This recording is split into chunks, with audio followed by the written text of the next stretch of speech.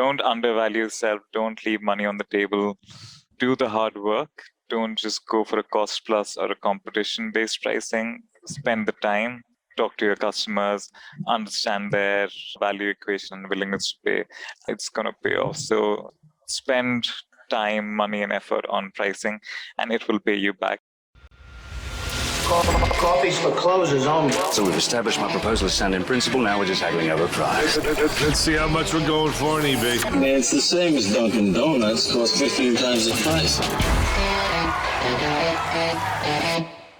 Today's podcast is sponsored by Jennings Executive Search.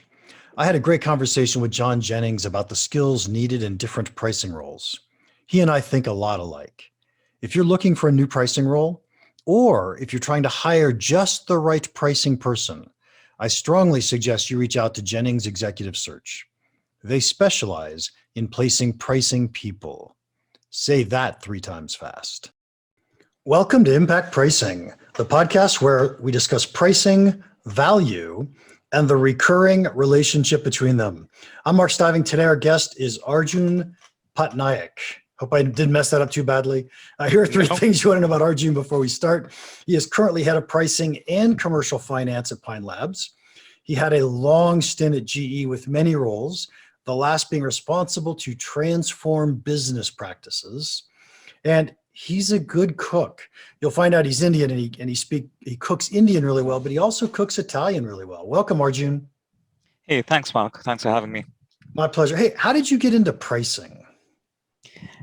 I accidentally got into pricing. So yeah, I mean, for my whole throughout my career, I've done many roles across finance, marketing, sales. I've been kind of a journalist, right? Seen different parts of the business, and then one of my previous managers was a CFO of this new company that I work for, Pine Labs, and he said that he had a role in pricing and commercial finance, and I said, hey, I've never done that before. So he kind of told me, look, you've done marketing, you know finance, so pricing is just kind of an amalgamation of marketing, finance, and business. So yeah, it should be a cakewalk for you. So yeah, I mean, when I say accidentally, it got offered to me without any prior experience in pricing, but yeah, I've been loving the experience so far. Okay, I have to say I did not expect that answer. So awesome. Now we're going to go a different direction. What are you learning about pricing? What do you think pricing is at this point in time? Look, I mean, at the end of the day, pricing is just about knowing the value that your product is worth, right? Whatever you're selling, whether it's a product or a service, right? And then what is it worth to, and how do you communicate that value to the end consumer, right? And then just figuring out what's the end consumer willing to pay for your good or service, right? So if you just think of all these 3 things, how well you know your value and how well you communicate your value, and then whatever is your customer's willingness to pay, I think just triangulating that point is pricing. I hope that's not too complicated of an answer.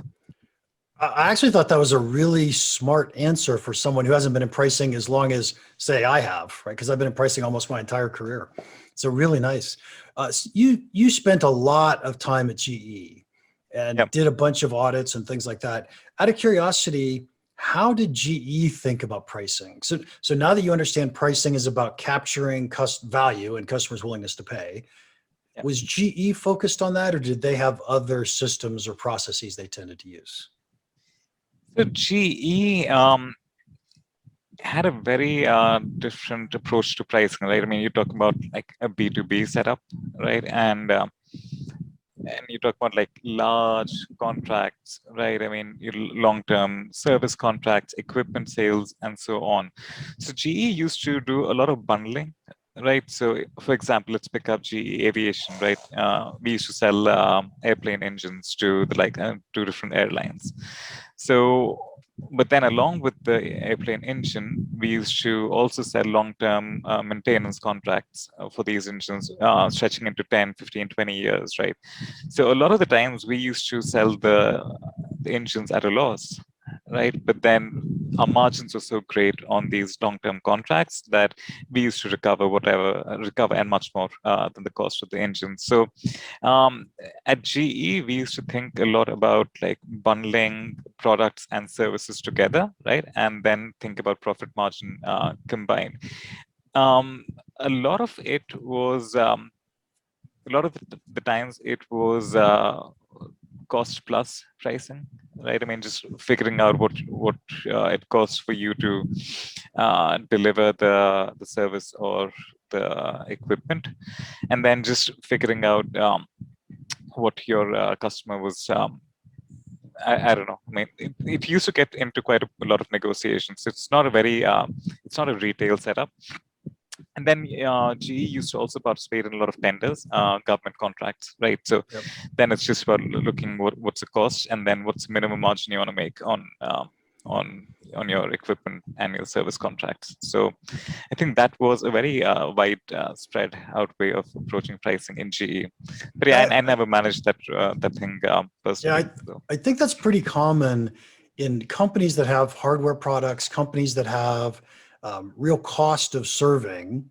Then they tend to do a lot of cost plus. I want to know my costs. I manage it really closely. And as an auditor, you probably were all over that and understanding, did they really know their costs or not know their costs? So what was it like when you moved to the new company and suddenly you were thinking about value and willingness to pay instead of cost plus? So I'll be honest. I mean, on day one, probably not even day 90, I wasn't thinking about value and willingness to pay, right? Because I mean, I came in, I put my finance hat on, and I just go into, I mean, old habits, right? Just what does it cost for me to deliver this good or service, right? And then what am I charging for it? How much money am I making on it? So on day one, or rather week one, I just make a P&L, right? And just see if you're making any money or not. Turns out in some places we are, other places we're not. It further turns out that my approach to looking at profitability of the product or the service that we were delivering was completely wrong, because the business that we're in is a subscription based business, right? So all I was doing was, when I'm looking at a customer view, I'm like, okay, monthly, this is the revenues for the month, this is the cost of servicing, okay, this is my profit. But then over time, as I read, I mean, I went on different websites, probably yours as well, right? And I understood that pricing, when it comes to subscription models, is very different, where you have to think about the lifetime value of a customer, like what's the churn rate of the customer segment, what's my cost of servicing, what's my cost of acquiring the customer, right? Which doesn't come in your static P&L view. So then we just went back to the drawing board, looked at the company end to end, looked at the different metrics such as attrition, cost of acquisition, calculated the lifetime value, and got really deep into the unit economics of the business. So that's how we figured out, okay, this pricing works or this pricing doesn't work. And there are a lot of ratios which can help you figure that out.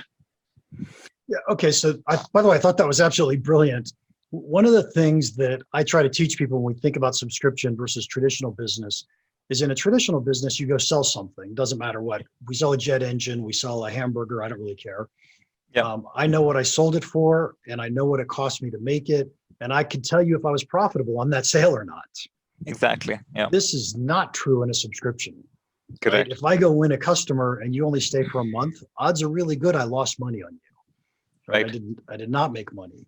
And so now all of a sudden we're statistically guessing how much money I'm going to make from any given customer, or I'm trying to average it out, or however you want to look at it. So it's a really interesting realization that you had that said, look, I got to deal with the uncertainty of every individual customer now. Yeah. And that's what I loved about, that's why I feel the role of pricing in a subscription business is so much richer than a regular sale business, right? I mean, you set the price, the salesperson goes out and sells it, you either make money or not.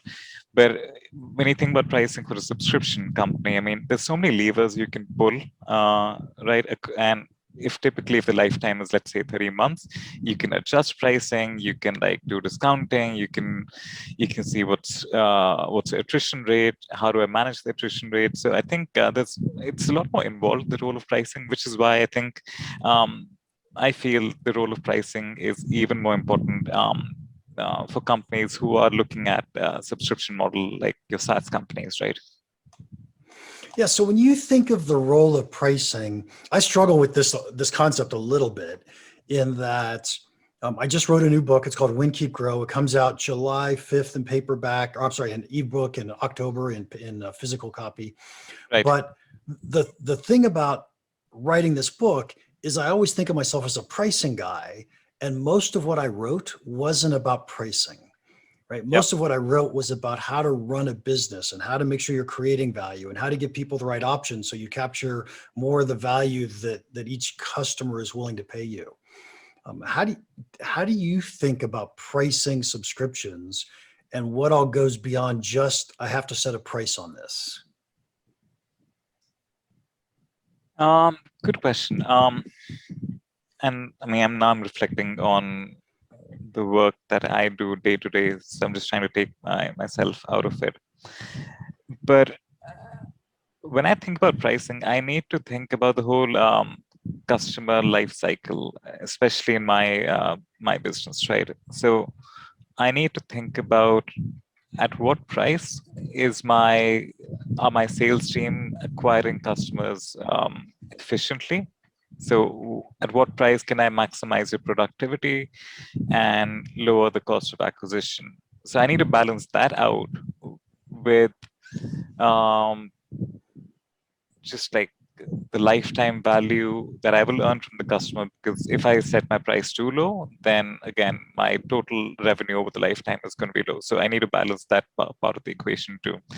Then you get to okay, once I've acquired the customer, how do I retain the customer, right? How do I keep them sufficiently engaged? So, I mean, we've seen in our business that the level of early churn is much higher compared to later vintages. So if I can get people over the hump for 6 months, I can give them a flavor of what my product is worth, get them to like experience it, realize value in it. Then that kind of, then I'm comfortable that okay, I can increase my lifetime. So I need to work with my customer experience or engagement team to make sure that okay, customers are using the product, customers are activating. So I track the activation ratios as well. Sorry, another part again, and this reminded me about early churn. So because early churn is so important, right? That's why I'm able to use discounting techniques when it comes to different plans that we have, right? So you think about monthly plans, every 6 months, annual plans. If I can get someone to sign up for an annual plan, I know that customer will probably not churn in the first 12 months, right? So I have to think about, okay, how much lower is a churn rate for a 12-month customer compared to 1 month, and adjust my pricing accordingly. So that's the acquisition side of it, right? And then I need to also monitor, okay, if someone is coming to churn, he doesn't want to continue my service, how do I retain the customer? So thinking about retention offers, right? Not only price, but like thinking about, okay, can I bundle something in for free? So that's the second most important pillar, which is retention. And the third one is monetizing, right? So beyond just the core product that I'm selling, which I'm getting the recurring revenue for, how do I sell more services to this customer? Because it's much easier. You get a much larger bang for the buck monetizing compared to acquiring. So I need to invest like much less in monetizing a customer and getting revenue that way than acquiring a whole new customer. So that's how I think about it. Three main pillars: acquisition, retention, and monetization. So those are the three pillars that I think of, and everything kind of flows from there. Yeah. Thank you for the advertisement for my book, because my book is called Win, Keep, Grow, which are actually those three pillars, right? Oh, Winning awesome. is acquisition, keeping is customer retention, and then growing a customer is monetizing. How do I get a customer to pay me more money once I've landed a customer? Look, everything I know I've learned from secondary research and like talking to smart people like you. So yeah, you can take some credit for that. Yeah. Well, everything I've learned from talking to smart people too. It's just amazing to see the ahas when you start playing in this subscription business space. Yeah. So, so when you jumped into this company, they were already subscription. You didn't have to transition them from a traditional business into subscriptions. Is that true? That's true. And so one of the things I find fascinating, you said that you, or sorry, your LinkedIn profile said that you were part of transforming business practices at GE. Did you ever transform a traditional business to subscriptions at GE? At GE, we didn't have a subscription business. Actually, the closest we got to a subscription were annual maintenance contracts, right?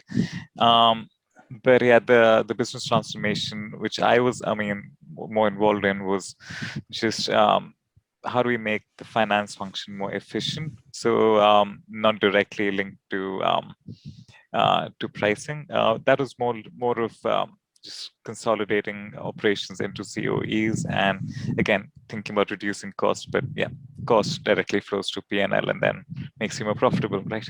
Yep, absolutely.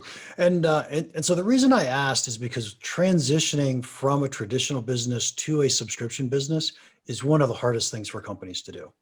Yep. It really is. It's so valuable, but it is so hard. And I was Yeah, just and I think curious. I think the best case study is Adobe, right? And yeah, Yeah, that's the transition they make. I think they're the first big company to do it. right. And they actually just flipped a switch and said, let's do it overnight. We're going to stop offering our traditional products. So that I think was, there was a bit of an overlap. I think from what I read, there was like maybe 11, 12 months, but maybe I'm mistaken. But yeah, yeah, I read that. I mean, that's a famous case study, right? We all read right, that. right. And that's pretty fast anyway. Yeah. So tell me now that you come out of finance and you're now in pricing. I usually say finance people are the wrong people to run pricing. And the reason I say that is because usually finance people don't understand the value of the product. And it's Yep. someone like product manager, product marketer, even salespeople, though I don't think salespeople should own pricing either, Oh no. understand value better than finance. So what are your thoughts on you running pricing? So I had the benefit of working in sales and marketing and product in my previous life. And when I say my previous life, that's in my last company. So I've seen that part of side of the world. So I sympathize with them. And for me, I try to keep a fair balance between profitability and growth, right? And traditionally, you're right, finance has traditionally been just looking at the books, looking at black and white numbers. But the role of finance is also changing, I feel, in today's world, especially in the newer companies. You can call them startups, you can call them, I don't know, tech companies. I consider ourselves to be a tech company. So finance is playing a more proactive role in the business, in growing the business too. So it's so traditionally finance people look at finance as accounting and financial reporting, investor relations, and so on. But yeah, I mean, the role of finance is also changing, and I think that's happening a lot in Silicon Valley in a lot of these companies like Uber. In fact, Uber has a vertical called strategic finance, and that rolls up directly to the CEO. So yeah, I challenge the traditional thinking that finance is probably not the right people to be owning pricing, because I just feel like the role of finance is also evolving as the world changes and as companies evolve. Yeah, I think my opinion is that finance needs to be involved. Finance has a lot of power and influence inside a company, and they have access to all the data. So I love the idea that finance is involved and interested and helpful. I just think they don't know the value of the products as well as other people know the value of the products.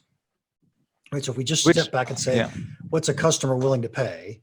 Who in your company knows the answer to that question best? And rarely is the answer to that question finance.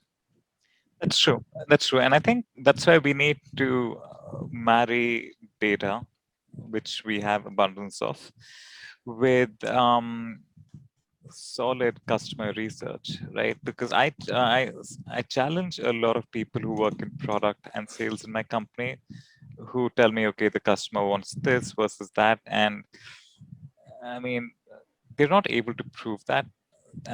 So ultimately, it just comes down to like, okay, a bit of it is like experience and gut feel, but then I just believe in customer research, right? And there's so many tools in pricing just to figure out what's the price range, what's the willingness to pay, right? What features do customer value more than the other, right? So, in fact, I've commissioned a research recently into the market, both for my existing customers and my new potential customers, and just trying to figure out what features they value over others, and then just trying to attach willingness to pay to that. So again, having the data mindset, I value feedback and experience from people who work in product and sales, but yeah, ultimately I I'd like to hear from the customers. I couldn't agree more. I think that product people should be listening to customers, and they should be able to go to finance or whoever's asking the question and saying, here's how customers value our products. Here's how they think about our products. Not just give you an opinion that says, I think they like this feature more than that feature. Yeah. Right? That's lazy product management. Yeah, and too often we look at competition that, hey, look, competition is offering this versus that. I'm like, okay, competition may be offering that, but do the customers really want that? Right. And so do I need to make a Me Too product? So yeah, I mean, you consider what the competition is offering, what you hear in the market, but then I think ultimately it's the customer who decides what they're willing to pay. Yep, absolutely. Absolutely. Arjun, we are running out of time. But I will ask my final question that I always ask. What's one piece of pricing advice you would give our listeners that you think could have a big impact on their business? Don't leave money on the table. Don't undervalue yourself. Don't leave money on the table. Do the hard work. Don't just go for a cost plus or a competition based pricing. Spend the time, talk to your customers, understand their value equation, willingness to pay. It's going to pay off. So spend time, money, and effort on pricing, and it will pay you back. And this doesn't apply just to people in pricing, but it applies to anyone running a business. Awesome answer. Thank you, Arjun. And thanks so much for your time today. If anybody wants to contact you, how can they do that? I'm on LinkedIn. I'm very active on LinkedIn, so you can search for me by my name, Arjun Patnaik. I hope it'll be listed on your podcast for the spelling. So yeah, reach out to me, follow me, connect with me on LinkedIn, and I'm more than happy to exchange thoughts and notes. All right. Thank you so much. Episode 127 is all done. Thank you so much for listening. If you enjoyed this, would you please leave us a rating and a review? Those help us immensely.